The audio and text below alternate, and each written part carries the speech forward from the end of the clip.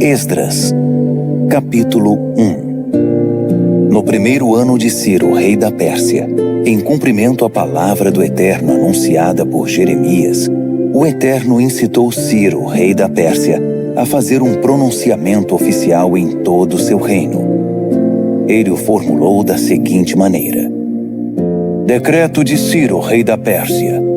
O Eterno, o Deus dos céus, entregou-me todos os reinos da terra. Ele também me encarregou de construir um templo de adoração a Ele em Jerusalém de Judá. Todos os que pertencem ao povo do Eterno, sintam-se convocados, e que o Eterno, seu Deus, esteja com vocês. Subam a Jerusalém de Judá e reconstruam o templo do Eterno, o Deus de Israel, o Deus de Jerusalém. Quem ficar para trás, onde quer que esteja vivendo, ajudará enviando prata, ouro, ferramentas e animais, além das ofertas voluntárias para o templo de Deus em Jerusalém. Os chefes das famílias de Judá e de Benjamim, os sacerdotes e levitas, e todos aqueles que Deus despertou, partiram para reconstruir o templo do Eterno em Jerusalém. Os vizinhos ajudaram, trazendo entusiasticamente prata, ouro, ferramentas, animais, objetos de valor e, acima de tudo, ofertas voluntárias. O rei Ciro também entregou a eles todos os objetos e utensílios do templo do Eterno que Nabucodonosor havia levado de Jerusalém e que estavam no templo dos seus deuses. O rei da Pérsia designou o tesoureiro Mitredate responsável pela transferência. Ele fez um levantamento completo daqueles itens e os entregou a Sesbazar, governador de Judá. Eis a lista: 30 bacias de ouro, 1000 bacias de prata, 29 panelas de prata, 30 tigelas de ouro, 410 tigelas de ouro de segunda linha, 1000 itens variados. Ao todo, Sesbazar levou consigo 5.400 objetos de ouro e de prata quando voltou com os exilados da Babilônia para Jerusalém. Capítulo 2. Estes são os habitantes da província que retornaram do cativeiro, os exilados que Nabucodonosor, rei da Babilônia, tinha levado cativo. Eles voltaram para Jerusalém e Judá, cada um para sua cidade. Acompanhavam Zorobabel, Jesua, Neemias, Seraías, Reelaías, Mardoqueu, Bilzã, Mispar, Bigvai, Reum e Baaná. Este é o número dos que retornaram, de acordo com sua família de origem. Parós, 2.172. Cefatias, 372. Ara, 775. Paate Moabe, descendentes de Jesua e Joabe, 2.812. Elão, 1.254. Zatu, 945. Zacai, 760. Bani, 642. Bebai, 623. Asgade, 1.222. Adonicão, 666. Bigvai, 2.056. Adim, 454. Ater, descendentes de Ezequias, 98. Bezai, 323. Jora, 112. Rassum, 223. Gibar, 95. Israelitas identificados por lugar de origem: Belém, 123. Netofate, 56. Ananote, 128. Asmavete, 42. Kiriate Jearim, Sefira e Beerote, 743. Ramá e Geba, 621. Micmas, 122. Betel e Ai, 223. Nebo, 52. Magbis, 156. O outro, Elão, 1254. Harim, 320.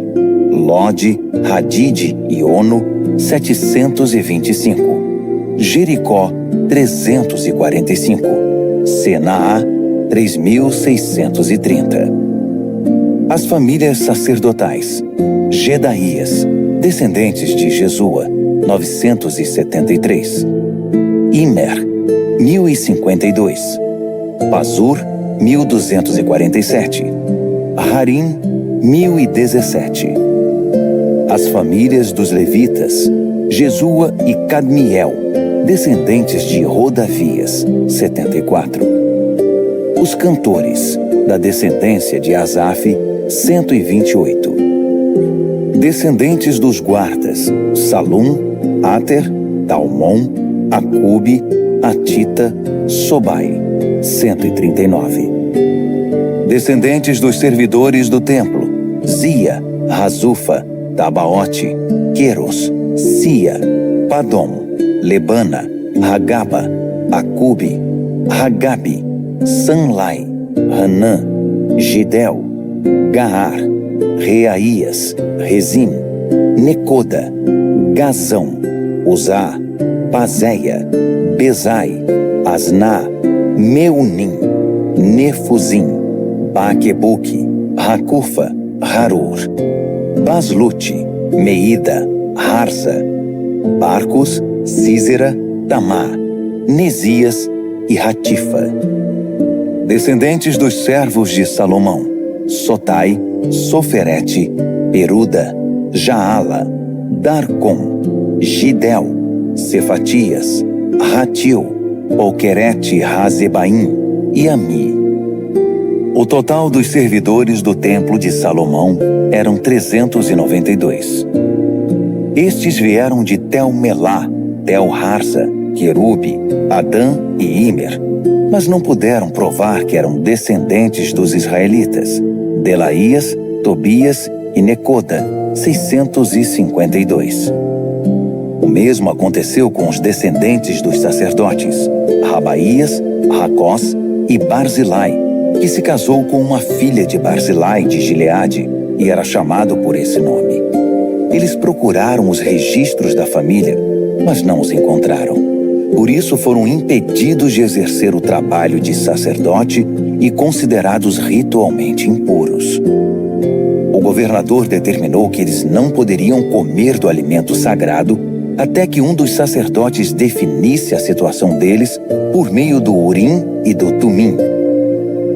O total dos que voltaram do exílio foi 42.360, sem contar os escravos, que totalizavam 7.337.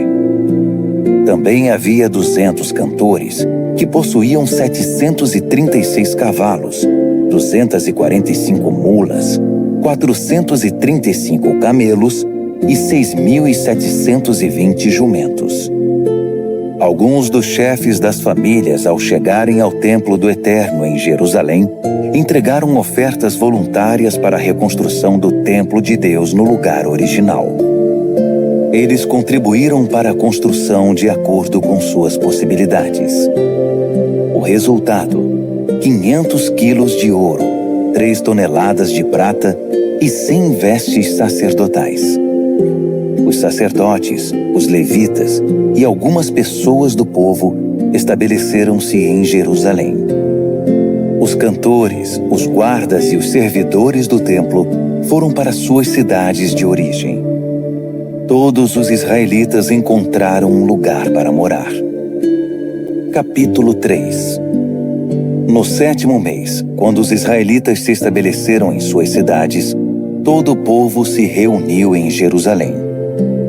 Jesua, filho de Josadaque, com seus parentes sacerdotes, e Zorobabel, filho de Sealtiel, com seus parentes, começaram o trabalho de construção do altar do Deus de Israel para oferecer as ofertas queimadas, conforme a revelação de Moisés, homem de Deus.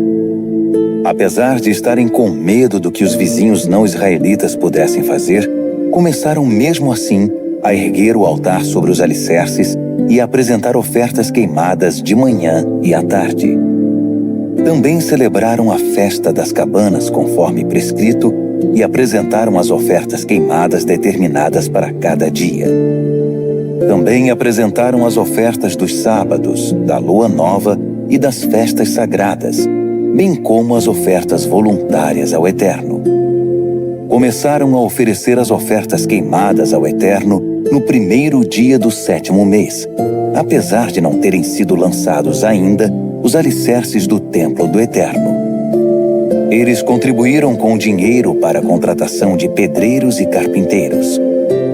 Também deram comida, bebida e azeite para o povo de Sidom e de Tiro, como pagamento pelo cedro que trouxeram pelo mar do Líbano até Jope, uma carga autorizada por Ciro, rei da Pérsia. No 2º mês do 2º ano da chegada deles ao local do templo do Eterno em Jerusalém, Zorobabel, filho de Sealtiel, e Jesua, filho de Josadaque, com seus parentes sacerdotes e levitas, e todos os que voltaram do exílio para Jerusalém, deram início ao trabalho. Nomearam os levitas de 20 anos de idade ou mais para supervisionar a reconstrução do templo do Eterno. Jesua e seus parentes uniram-se a Cadmiel, Binui e Rodavias e aos parentes de Renadade, todos levitas, para supervisionar os trabalhadores do templo de Deus. Quando os trabalhadores lançaram os alicerces do templo do Eterno, os sacerdotes, com suas vestimentas, ficaram de pé com as trombetas, e os levitas, descendentes de Asaf, com os símbolos para louvar ao Eterno, conforme a tradição de Davi, rei de Israel. Eles cantaram responsivamente ao Eterno com louvores e ações de graças.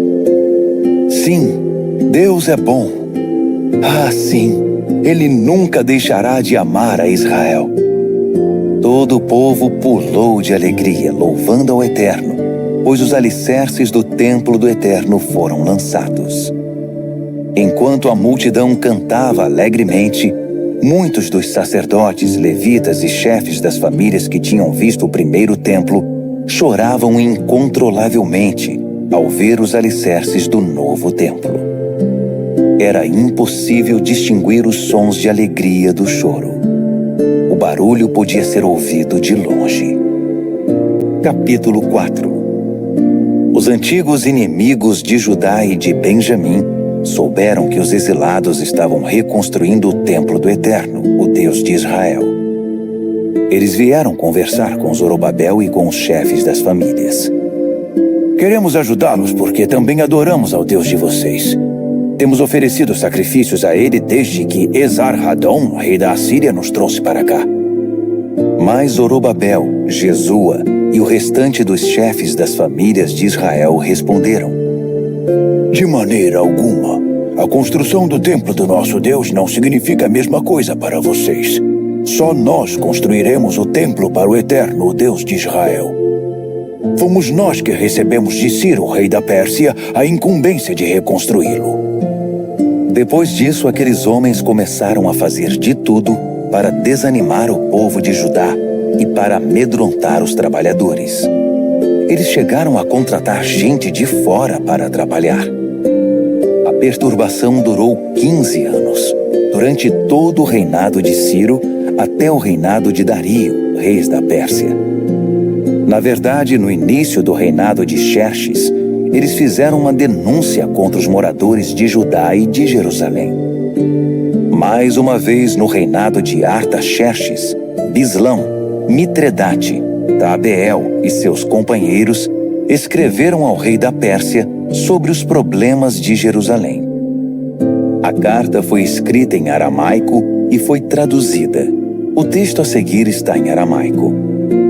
Reum, o oficial no comando, e Sinzai, o secretário, escreveram uma carta contra Jerusalém e Artaxerxes, o rei, como segue.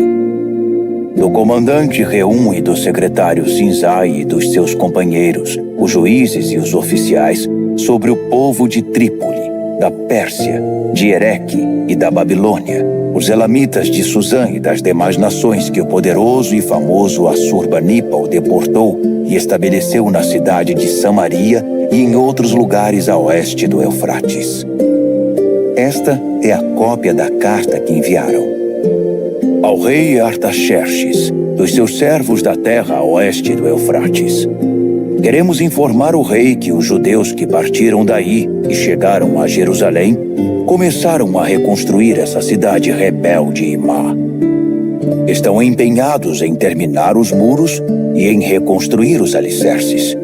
O rei precisa saber que quando a cidade estiver reconstruída e os muros terminados, os moradores não pagarão mais 1 centavo de tributo, taxas ou impostos.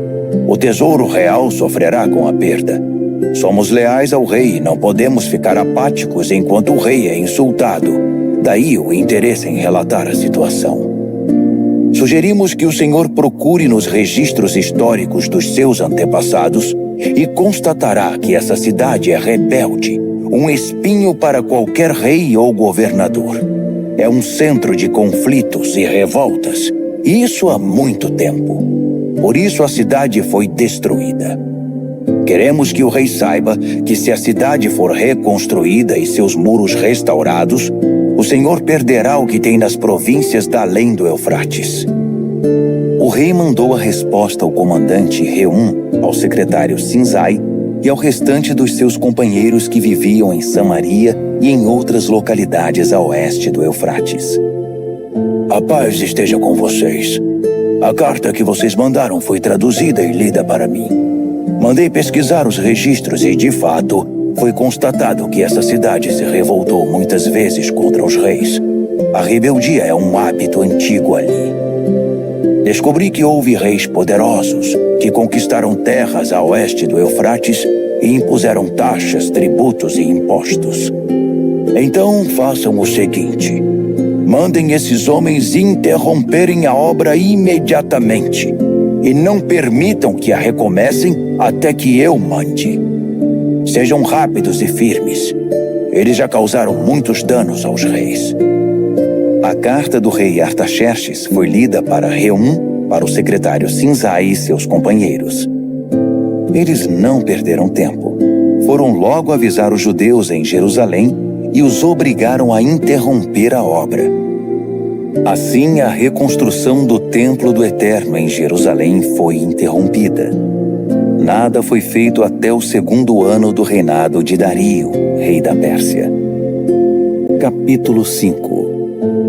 Enquanto isso, os profetas Ageu e Zacarias, filho de Ido, pregavam aos judeus em Judá e em Jerusalém com autoridade concedida pelo Deus de Israel. Por isso, Zorobabel, filho de Sealtiel, e Jesua, filho de Josadaque, reiniciaram a reconstrução do templo de Deus em Jerusalém. Os profetas de Deus vieram ajudá-los. Tatenai, governador do território a oeste do Eufrates na época, Setar-Bozenai e seus companheiros procuraram os israelitas e perguntaram: quem deu autorização a vocês para reconstruir o templo e restaurar os muros? Então informamos a eles os nomes dos encarregados da construção. Mas Deus estava atento aos líderes dos judeus. Por isso a obra não foi interrompida até Dario ser informado e enviar a resposta oficial. Tatenai, governador do território a oeste do Eufrates, Setar-Bozenai e seus companheiros, os oficiais do território, enviaram uma carta ao rei Dario. Este é o conteúdo. Ao rei Dario, paz e sucesso. Queremos relatar ao rei que fomos à província de Judá, ao templo do grande Deus que está sendo reconstruído com enormes pedras. No momento estão pondo as vigas de madeira nas paredes. A obra está sendo executada com empenho e rapidez. Perguntamos aos líderes: quem deu autorização a vocês para reconstruir o templo e restaurar os muros? Também pedimos os nomes dos responsáveis para que pudéssemos informar quem são os encarregados da construção. Eles nos disseram o seguinte: somos servos do Deus dos céus e da terra. Estamos reconstruindo o templo que foi construído muito tempo atrás. Um grande rei de Israel construiu toda esta estrutura. Mas nossos antepassados deixaram o Deus dos céus furioso. Por isso, ele os entregou nas mãos de Nabucodonosor, rei da Babilônia, que destruiu o templo e levou o povo cativo para a Babilônia. Mas quando Ciro se tornou rei da Babilônia, no seu primeiro ano, autorizou a reconstrução do templo de Deus. Além disso, devolveu os utensílios de ouro e de prata do templo de Deus que Nabucodonosor tinha levado embora e posto no templo na Babilônia. O rei Ciro retirou-os do templo da Babilônia e os entregou a Sesbazar, a quem nomeou governador. Ele disse a Sesbazar: "Põe estes utensílios de volta no templo de Jerusalém." Desde então, estamos reconstruindo o templo, mas ainda não terminamos. Agora, se o rei concordar, procure nos registros dos arquivos reais da Babilônia se de fato o rei Ciro autorizou a reconstrução do templo de Deus em Jerusalém. Então, por favor, informe-nos da decisão do rei sobre o assunto. Capítulo 6. O rei Dario mandou procurar aqueles registros nos arquivos da Babilônia, e foi encontrado um rolo na fortaleza de Ecbatana, na província da Média, com o seguinte registro: Memorando. No primeiro ano do seu reinado, Ciro promulgou um decreto com respeito ao templo de Deus em Jerusalém, nos seguintes termos: o templo no qual foram oferecidos sacrifícios deve ser reconstruído sobre novos alicerces. Terá 27 metros de altura e 27 metros de largura, com 3 camadas de pedras grandes e uma de madeira. O custo da obra será pago pela tesouraria do reino. Os utensílios de ouro e de prata do templo de Deus, que Nabucodonosor levou para a Babilônia, deverão ser devolvidos ao templo de Jerusalém, cada um ao seu devido lugar. Ordeno que sejam postos de volta no templo de Deus. Dario respondeu: Agora ouçam, Tatenai, governador do território a oeste do Eufrates, Setar-Bozenai, seus companheiros e todos os oficiais do território. Não os impeçam. Deixem o governador e os líderes dos judeus em paz, para que possam dedicar-se à reconstrução do templo de Deus. Portanto, determino oficialmente que vocês ajudem os líderes dos judeus na reconstrução do templo de Deus da seguinte forma: 1. Todos os custos da construção serão pagos pela tesouraria do reino, dos tributos arrecadados do território a oeste do Eufrates. Pague-nos em dia, para que a obra não seja interrompida. 2. O que for preciso para a adoração deles, novilhos, carneiros e cordeiros, para as ofertas queimadas ao Deus dos céus, e todo o trigo, sal, vinho e azeite que os sacerdotes de Jerusalém solicitarem, deve ser entregue a eles sem demora, para que possam oferecer seus sacrifícios ao Deus dos céus e orar pela vida do rei e dos seus filhos. Determino ainda que qualquer um que violar essa ordem seja pendurado numa viga tirada da própria casa do réu, depois que ela for reduzida a um monte de entulho. Que o Deus, cujo nome foi posto naquele local, destrua qualquer rei ou povo que ouse desrespeitar esse decreto e destruir o templo de Deus em Jerusalém. Eu, Dario, o decretei. Executem exatamente como está determinado e rapidamente. Tatenai, governador do território a oeste do Eufrates, Setar-Bozenai e seus companheiros cumpriram à risca o decreto de Dario. Assim, os líderes dos judeus deram prosseguimento à construção. A obra continuava exatamente como os profetas Ageu e Zacarias, filho de Ido, haviam anunciado. A obra foi terminada sob a ordem do Deus de Israel e a autorização de Ciro, Dario e Artaxerxes, reis da Pérsia. O templo foi concluído no dia 3 do mês de Adar, no 6º ano do reinado do rei Dario.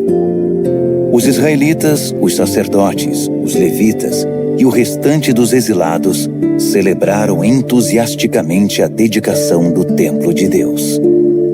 Para a cerimônia de dedicação, ofereceram 100 novilhos, 200 carneiros e 400 cordeiros. Como oferta de perdão, ofereceram 12 cabritos, um para cada tribo de Israel. Distribuíram os sacerdotes pelos seus turnos e os levitas conforme suas funções no serviço de Deus em Jerusalém, tudo de acordo com o que está escrito no livro de Moisés.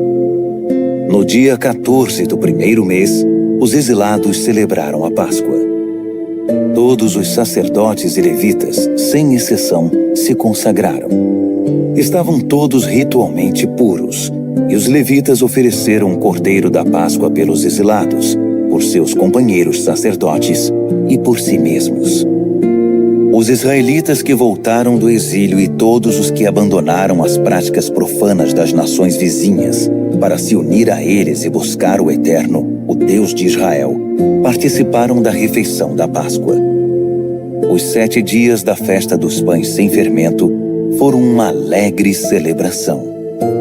O Eterno tinha mesmo dado a eles razão para muita alegria, pois havia mudado a mente do rei da Assíria e conquistado para eles seu apoio na construção do templo de Deus, o Deus de Israel. Capítulo 7. A chegada de Esdras se deu após esses acontecimentos. Foi durante o reinado de Artaxerxes, rei da Pérsia.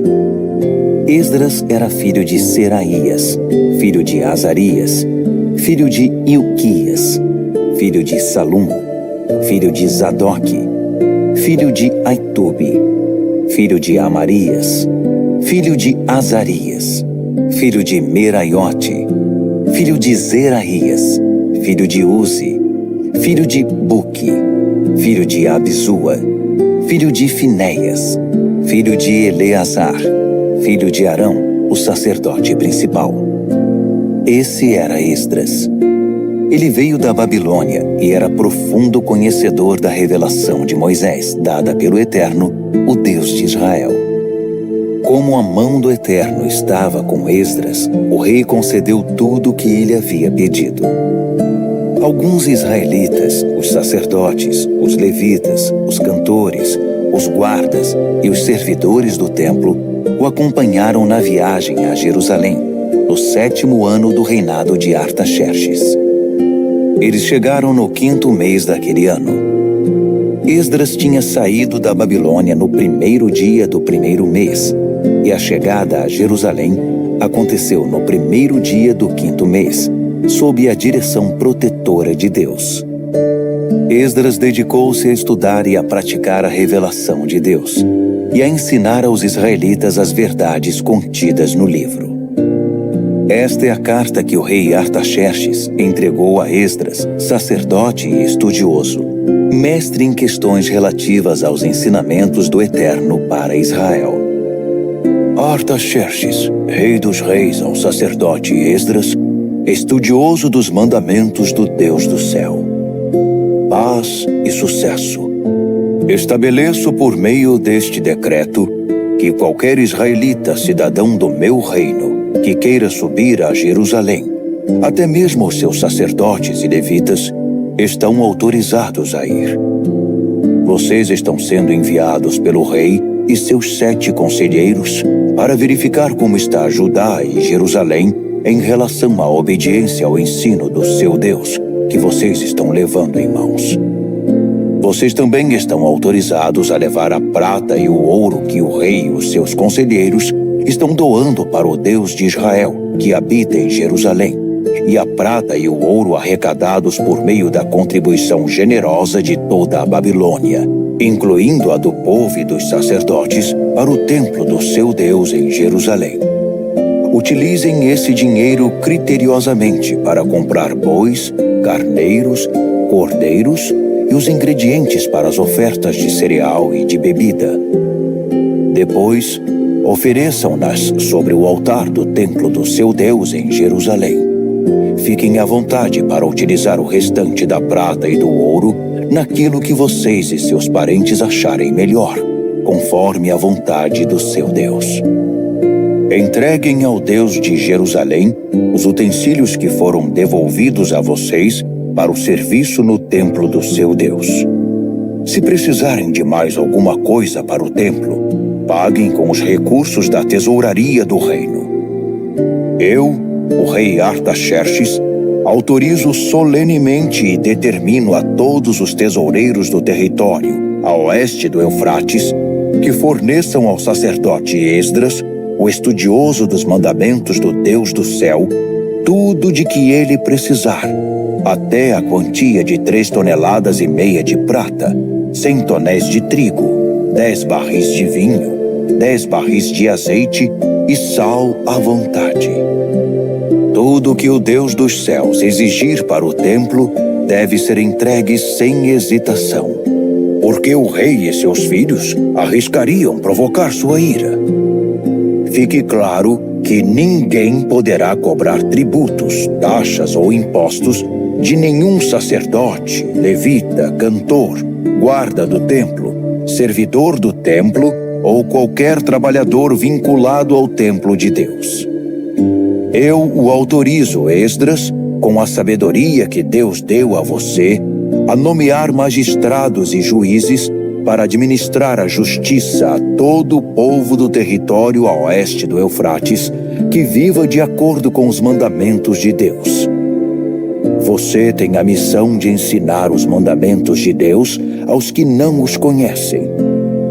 Quem não obedecer aos mandamentos do seu Deus e às leis do rei, deve ser imediatamente processado e punido com morte, exílio, multa ou prisão. Bendito seja o Eterno, o Deus de nossos antepassados, que concedeu ao rei o propósito de honrar o templo do Eterno em Jerusalém. Além do mais, Deus fez que o rei e todos os seus conselheiros e oficiais influentes fossem benevolentes para comigo. O Eterno, meu Deus, esteve ao meu lado. Por isso estou pronto para ir. Já organizei a viagem de todos os líderes de Israel que irão me acompanhar. Capítulo 8. Estes foram chefes das famílias e os que se alistaram para sair comigo da Babilônia, no reinado do rei Artaxerxes. Da família de Finéias, Gerson. Família de Itamar, Daniel. Família de Davi, Atos. Família de Secanias. Família de Parós, Zacarias com 150 homens registrados. Família de Paate Moabe, Elioenai, filho de Zeraías com 200 homens. Família de Zatu, Secanias, filho de Jeeziel, com 300 homens. Família de Adim, Ebede, filho de Jonatas, com 50 homens. Família de Elão, Jesaías, filho de Atalias, com 70 homens. Família de Cefatias, Zebadias, filho de Micael, com 80 homens. Família de Joabe, Obadias, filho de Jeiel, com 218 homens. Família de Bani, Selomite, filho de Josifias, com 160 homens. Família de Bebai, Zacarias, filho de Bebai, com 28 homens. Família de Asgade, Joanã, filho de Racatã, com 110 homens. Família de Adonicão, trazendo os últimos, Elifelete, Jeuel, Semaías, com 60 homens. Família de Bigvai, Utai e Zabude, com 70 homens. Eu os reuni próximo ao canal que desce para Aava. Acampamos ali 3 dias. Descobri que no grupo só havia leigos e sacerdotes, mas nenhum levita. Por isso, mandei chamar os líderes Eliezer, Ariel, Semaías, Eunatã, Jaribe, Eunatã, Natã, Zacarias e Mesulão, e os mestres Joiaribe e Eunatã. Depois, mandei que falassem com Ido, chefe da cidade de Cassifia. Expliquei o que deveriam dizer a Ido e a seus parentes que moram em Cassifia. Mande-nos ministros para o templo do nosso Deus. A boa mão de Deus estava conosco. Por isso eles trouxeram um homem sábio da família de Mali, filho de Levi, filho de Israel, que se chamava Serebias. Entre filhos e irmãos vieram 18 homens. Trouxeram também Razabias e Jesaías da família de Merari. Entre filhos e irmãos eram 20 homens. Também vieram 220 servidores do templo, descendentes dos que ministravam no templo que Davi e os oficiais haviam designado para auxiliar os levitas em seu trabalho. Todos foram registrados pelo nome. Perto do canal de Ahava, proclamei um jejum, pois era hora de demonstrar humildade diante do nosso Deus e de orar por sua orientação e proteção na viagem, pelas pessoas e pelos bens que estávamos transportando. É que eu tinha ficado sem jeito de pedir uma escolta ao rei contra os assaltos na estrada. Em vez disso, dissemos a ele: o nosso Deus protege todos os que o buscam, mas se desvia daqueles que o abandonam. Assim jejuamos e oramos por nossa viagem, e Deus nos ouviu. Depois escolhi a 12 dos principais sacerdotes, Serebias, Hasabias e 10 de seus irmãos, e pesamos a prata, o ouro, os utensílios e as ofertas para o templo do nosso Deus que o rei, os seus conselheiros e todos os israelitas haviam doado.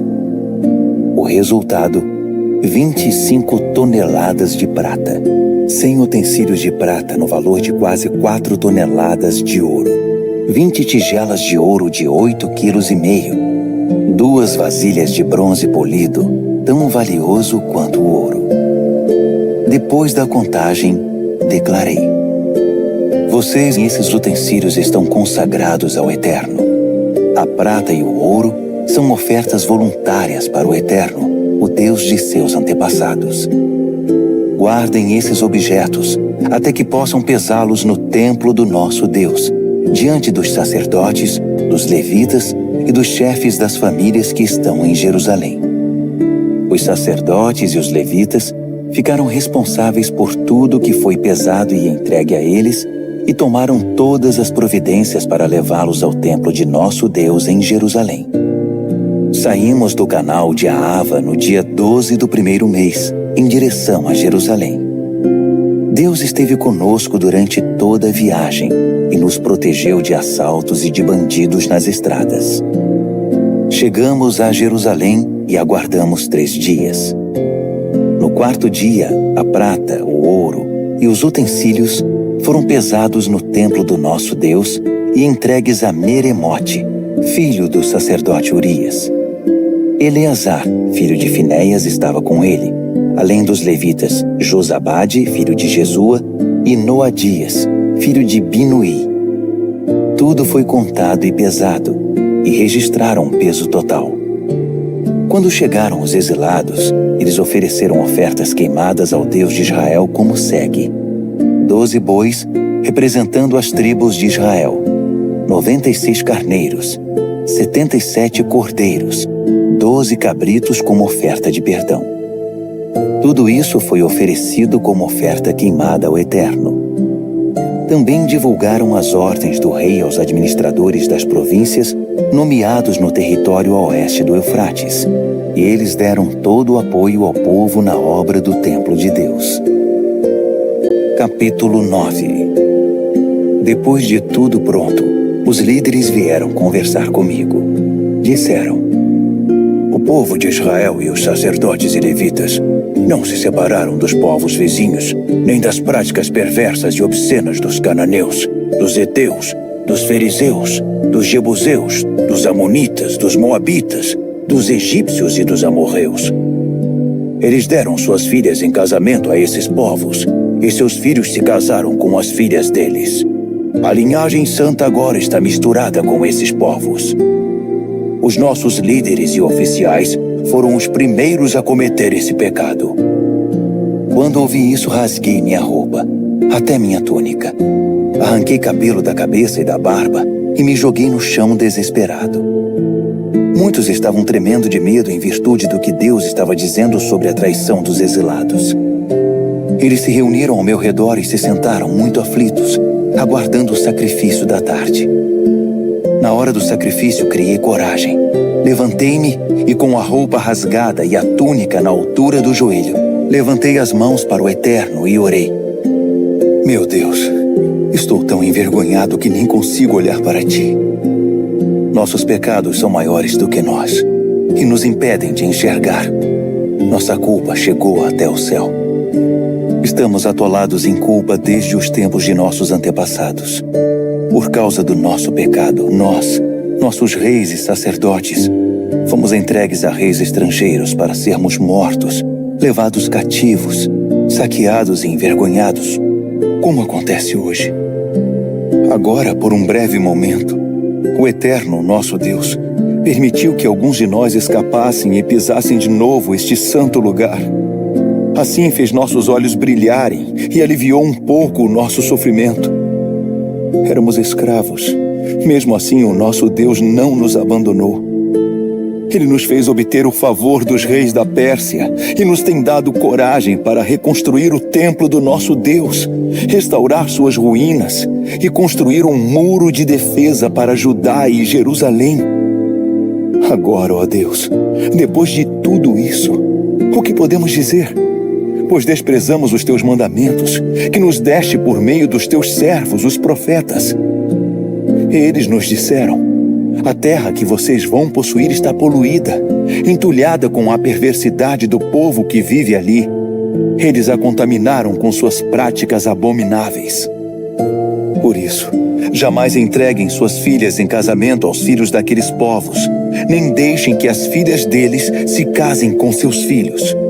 Não permitam que esses povos se sintam à vontade no meio de vocês. Não se envolvam com eles, nem se tornem amigos deles, para que vocês se tornem um povo forte, ganhem bastante dinheiro e deixem um patrimônio razoável para os filhos. Depois de tudo isso que sofremos, por causa de nossos erros e da culpa que acumulamos, ainda que o castigo tenha sido muito menor que o merecido, porque tu nos livraste da opressão, estamos outra vez quebrando os teus mandamentos. Nossos filhos estão se casando com pessoas que praticam perversidades.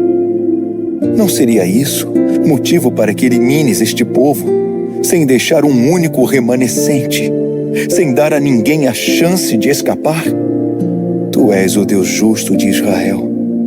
E hoje não passamos de um pequeno bando de exilados que conseguiram sobreviver. Olha para nós, que estamos diante de ti com toda essa culpa, mas sabemos que não vamos aguentar esta situação por muito tempo. Capítulo 10. Esdras chorava, prostrado diante do templo de Deus. Enquanto orava e fazia essa confissão, uma multidão imensa de homens, mulheres e crianças de Israel se aglomerou em torno dele, e todos começaram a chorar compulsivamente. Secanias, filho de Jeiel, da descendência de Elão, na condição de porta-voz do povo, disse a Esdras: traímos o nosso Deus, casando-nos com mulheres estrangeiras dos povos ao redor. Mas nem tudo está perdido, ainda há esperança para Israel. Vamos fazer uma aliança agora mesmo com o nosso Deus. Vamos mandar embora todas essas mulheres e seus filhos, de acordo com o que o meu Senhor e aqueles que respeitam os mandamentos de Deus estão dizendo. Agora, Esdras, levante-se, tome a iniciativa e nós o apoiaremos. E não volte atrás. Assim Esdras arrancou dos sacerdotes, dos levitas e de todo Israel a promessa solene de acatar a proposta de Secanias. E eles honraram a promessa.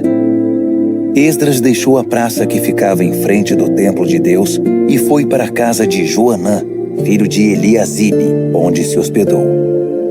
Ele continuou jejuando sem comer nem beber nada e chorando por causa da traição dos exilados. Depois disso, foram enviados mensageiros a todo o território de Judá e por toda Jerusalém, convocando os exilados a se reunirem em Jerusalém. Quem não aparecesse dentro de 3 dias, conforme a decisão dos líderes e das autoridades, teria seus bens confiscados e seria eliminado da comunidade. 3 dias depois, todos os homens de Judá e de Benjamim estavam em Jerusalém. No dia 20 do 9º mês, todos se sentaram na praça em frente do templo de Deus, impacientes, inquietos e ansiosos por causa da relevância do assunto da reunião e porque chovia muito. Finalmente, o sacerdote Esdras levantou-se e declarou: Vocês são traidores! Casaram-se com mulheres estrangeiras e assim aumentaram a culpa de Israel. Agora reconheçam seu erro diante do Eterno, o Deus de seus antepassados, e façam o que Ele exige de vocês. Mantenham distância dos povos da terra e separem-se das mulheres estrangeiras. Toda a congregação respondeu a uma só voz: Sim, faremos tudo o que você mandar. Mas havia uma ressalva. Veja bem, tem muita gente aqui e estamos na época da chuva. Você não espera que resolvamos isso agora, debaixo de chuva, não é? Vai ser preciso esperar um pouco, porque foram muitos os que cometeram esse erro. Devemos deixar que nossos líderes decidam pela congregação e que cada homem que vive em nossas cidades e tenha se casado com uma estrangeira compareça aqui numa data determinada, acompanhado das autoridades e dos juízes da cidade. Faremos isso até que o furor da ira do nosso Deus se afaste de nós. Os únicos que se opuseram à sugestão foram Jonatas, filho de Azael, e Jazeías, filho de Tikvá, apoiados por Mesulão e pelo levita Sabetai. Então, os exilados decidiram pôr o plano em prática. O sacerdote Esdras escolheu pessoalmente homens que eram chefes de famílias. No primeiro dia do 10º mês, eles se reuniram para estudar a questão. No primeiro dia do primeiro mês, todos os casos de homens que haviam se casado com mulheres estrangeiras estavam resolvidos. Entre as famílias dos sacerdotes, os que se casaram com mulheres estrangeiras foram: da família de Jesua, filho de Josadaque e seus irmãos, Maazéias, Eliezer, Jaribe e Gedalias. Todos se comprometeram em despedir suas mulheres e deram um aperto de mão, como sinal de compromisso. Também trouxeram um carneiro do rebanho como oferta de reparação. Da família de Imer, Hanani e Zebadias. Da família de Harim, Maazéias, Elias, Semaías, Jeiel e Uzias. Da família de Pazur, Elioenai, Maazéias, Ismael, Natanael, Josabade e Eleasa. Entre os levitas, Josabade, Simei, Quelaías, isto é, Quelita, Petaías, Judá e Eliezer. Entre os cantores, Eliasibe. Entre os guardas do templo, Salum, Telem e Uri. Entre os outros israelitas, da família de Parós, Ramias, Gesias, Malquias, Miamim, Eleazar, Malquias e Benaia. Da família de Elão, Matanias, Zacarias, Jeiel, Abdi, Jeremote e Elias. Da família de Zatu, Elioenai, Eliasibe, Matanias, Jeremote, Zabade e Aziza. Da família de Bebai, Joanã, Hananias, Zabai e Atlai. Da família de Bani, Mesulão, Maluque, Adaías, Jazube, Seal e Jeremote. Da família de Paate Moabe, Adna, Quelau, Benaia, Maazéias, Matanias, Bezalel, Binui e Manassés. Da família de Harim, Eliezer, Isias, Malquias, Semaías, Simeão, Benjamim, Maluque e Semarias. Da família de Hassum, Matenai, Matatá, Zabade, Elifelete, Jeremai, Manassés e Simei. Da família de Bani, Maadai, Anrão, Uel, Benaia, Bedias, Queluí, Vânias, Meremote, Eliasibe, Matanias, Matenai e Jaazai. Da família de Binui, Simei, Selemias, Natã, Adaías, Magnadbai, Sazai, Sarai, Azarreel, Selemias, Semarias, Salum, Amarias e José. Da família de Nebo, Jeiel, Matitias, Zabade, Zebina, Jadai, Joel e Benaia. Todos esses se casaram com mulheres estrangeiras, e alguns deles tiveram filhos com elas. Obrigado por escutar.